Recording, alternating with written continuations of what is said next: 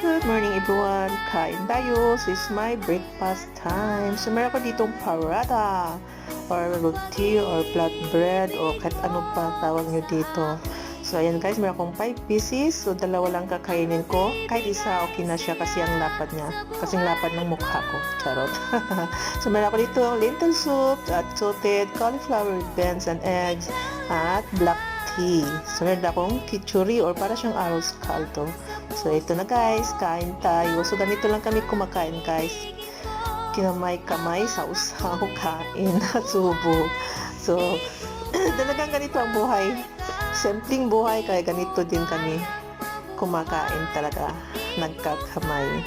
So kahit ano, kinakamay nila dito pag kumakain.